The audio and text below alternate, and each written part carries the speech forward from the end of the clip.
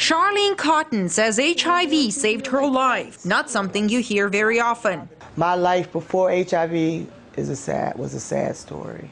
I used to go for days, weeks and weeks and weeks, just go hard. You know, just not even take a bath, just get high, you know, smoke crack, shoot dope, drink, and just go till I pass out. 7 years ago, an HIV diagnosis prompted her to change her lifestyle. And I've been clean for 6 years.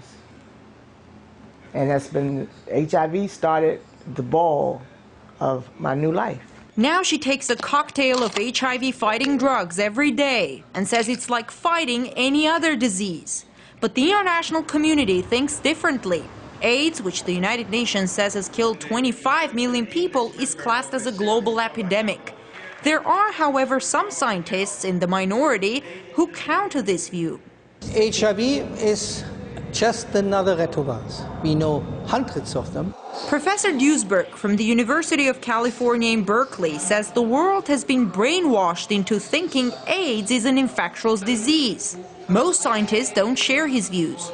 AIDS, yes, comes along, but as they wanted to make it an infectious disease.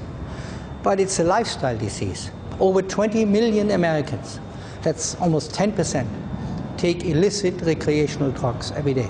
Professor Duesberg's opinions on AIDS being a sexually transmitted disease are also far from the mainstream view. It's not advertised a lot, but in order to pick up this virus from somebody who has it, you have to have 1,000 sexual contacts with somebody who is positive, not counting dates with negative ones. They don't count. That's how efficient it is. This is hopeless. It's biologically hopeless. No one argues that HIV and AIDS is a problem. It is the causes and effects of the immunodeficiency diseases which are the focus of debate and disagreement. In Washington, D.C., you come across these ads everywhere. Who's better on AIDS, Bush or Obama? And that's a question a major AIDS foundation is asking. Well, Obama's new strategy is mostly focused on the domestic fight with HIV and AIDS. And for the first time, the U.S. National AIDS Plan specifically targets gay and bisexual men and African Americans. Ron Simmons, who's black, gay, and HIV positive, says targeting risk groups is actually a good thing and more efficient. He has a support group for gay HIV positive black men.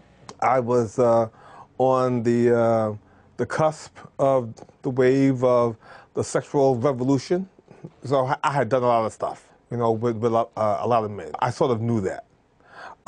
So when I found out I was positive, I wasn't surprised by it. While acknowledging lifestyle has a great deal to do with HIV diagnosis, Ron says people should avoid social stigma. Are you saying that people with lung cancer should not have been smoking cigarettes, so it's their fault, so tough luck? Don't get into how did you get sick. That's not important how you got sick. The fact is that you are sick. But some scientists say that dealing with how it's contracted remains the key to its prevention. Gainich Chekyan, RT, Washington, D.C.